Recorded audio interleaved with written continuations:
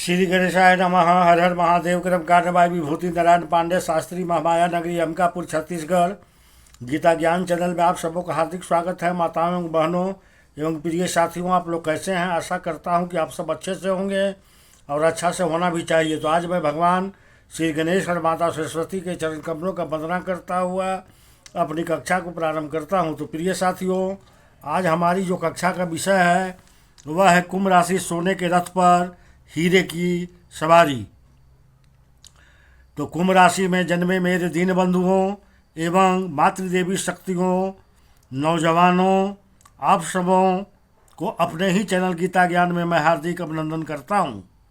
आज हम बात करेंगे कैसा रहेगा फरवरी का महीना कुंभ राशि के जातकों के लिए। तो देखिए, मार्च एंड में 29 मार्च को शनि अपनी राशि परिवर्तन कर लेंगे। आपके साढ़े साथी का जो दूसरा फेज चल रहा है 29 मार्च को कंप्लीट होगा। मैंने पहले भी यह बात बताया है, मैं फिर से बता रहा हूँ। जब एक पद से दूसरे पद पर जब शनि राशि परिवर्तन करते हैं, जैसे फर्स्ट फेज में से सेकंड फेज में क्या होगा, तभी आप याद कीजिए 2.5 साल पहले का अब जब राशि परिवर्तन करेंगे 29 मार्च को, तो कोई भी बड़ा प्लेनेट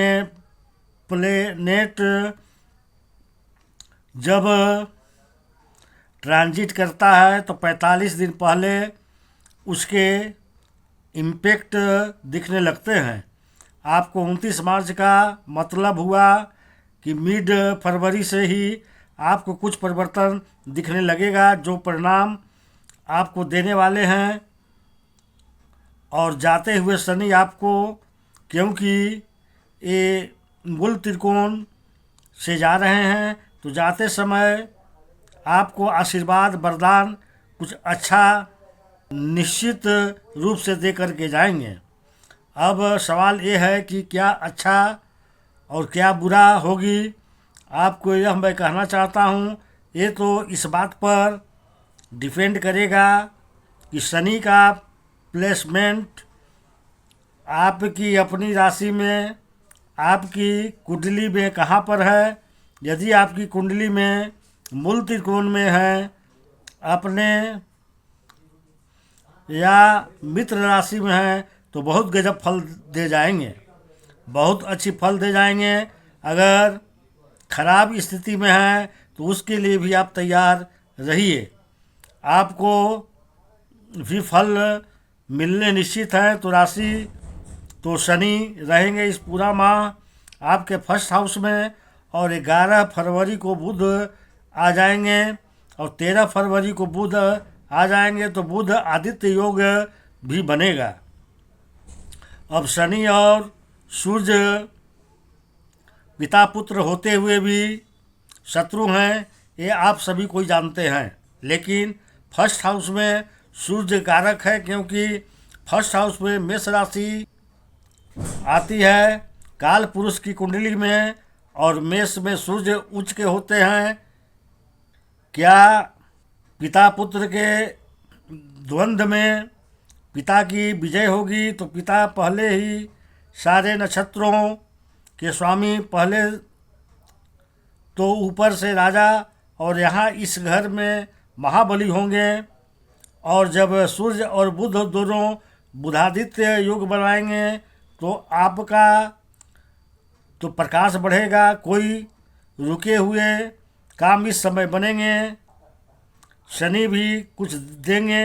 मैं पहले भी यह बात बोल रहा हूँ, हम पूरा क्रेडिट शुक्र को नहीं दे सकते, कुछ क्रेडिट शनि को भी देंगे। जो काम पेंडिंग थे वो कंप्लीट होंगे। इसके अलावा सप्तम भाव पर पूर्ण दृष्टि होगी तीनों की, तो आपको ज़बरदस्त बेनिफिट मिलेगा, पक्की बात है। बिजनेस पार्टनर के साथ संबंध बहुत अच्छे रहेंगे, क्योंकि सप्तम घर तीनों की पूर्ण दृष्टि है। लाइफ पार्टनर का, बिजनेस का और बिजनेस पार्टनर का घर है। अगर मैं पहले घर की बात करूं तो आप बड़े सिस्टमेटिक वे में काम करेंगे, क्योंकि बुध कहीं पर डॉक्यूमेंट्स में काम रुका हुआ था, सरकारी ऑफिस में या सरकार में पूर्ण होगा। गवर्नमेंट से लोन लेने वाले हैं, गवर्नमेंट जॉब अप्लाई करने वाले हैं, अगर कोई भी ऐसी चीज़ थी तो इस समय वो पूरी होगी। इस समय आपको तेज प्रताप बहुत और ज़बरदस्त होगा, योग प्रभावशाली होगा और इतना ज़बरदस्त काम आप इस समय कर पाएंगे। सूर्य आत्मा के कारक हैं। अब क्या है, धनुष से निकल करके मकर में आ चुके हैं, तो अब आपको खुद अंदर से स्ट्रेंथ फील होगी। पिछले दिनों आप थोड़ा लो फील कर रहे थे, लग रहा था हे भगवान जो भी आप काम में क्यों घुस गए, क्यों काम को शुरू किया, हमें नहीं करने चाहिए थे। पर अभी आप पॉजिटिव फील करेंगे, आपको लगेगा कि अच्छा किया, आपका जो भी मनोबल गिरा हुआ था वो इस समय समृद्ध होगा। आप आत्मिक शुद्धि की ओर जाएंगे।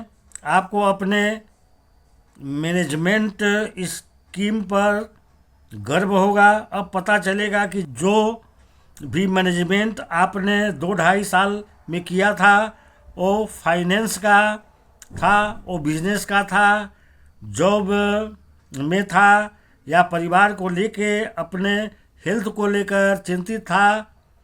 अब आपको खुशी होगी कि अच्छा किया मैंने।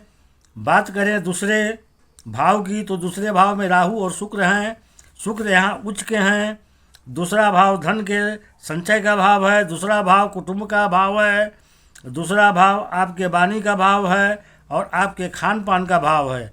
तो देखिए, सबसे पहली बात बेहद डिप्लोटिव हो जाएंगे।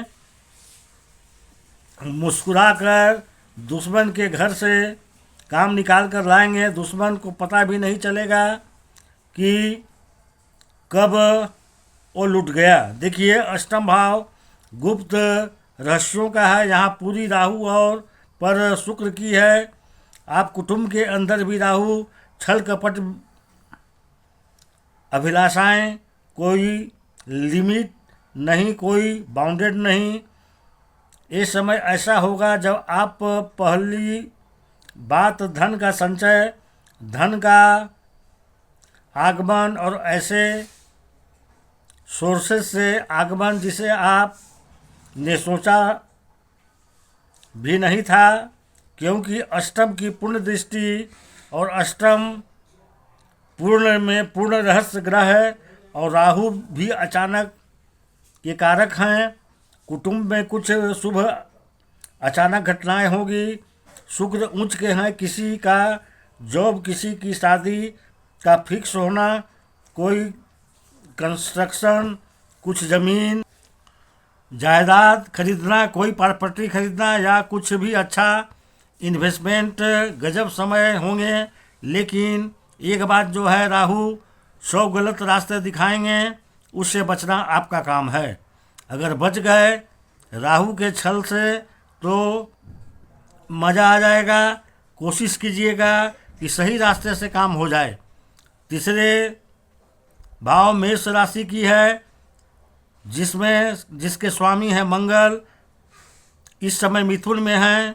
मंगल और बुध में अच्छा दोस्ती नहीं है और ये आपके राशि के पंचम स्थान में है, तो पराक्रम जो है वो थोड़ा गुस्सा दिलाएगा। ऐसा काम न करें। गुस्सा में आकर कहीं लड़ भी लिए वो काम नहीं करना है, पहली बात। दूसरी बात यह है कि मंगल सिर्फ एनर्जी ही नहीं है, मंगल उत्साह भी है। तो क्या होगा कि जब पंचम भाव में होंगे तो संतान में जो कार्य रुके हुए थे वो बनेंगे। पूर्व जन्मों का फल इस समय आपको प्राप्त होगा। तो प्रिय दर्शकों, भगवान भोलेनाथ का आशीर्वाद पाने के लिए कमेंट्स बॉक्स में हर हर महादेव अवश्य लिखें। तो चलिए अब मैं अपनी कक्षा को यहीं विराम देता हूँ। नमस्कार।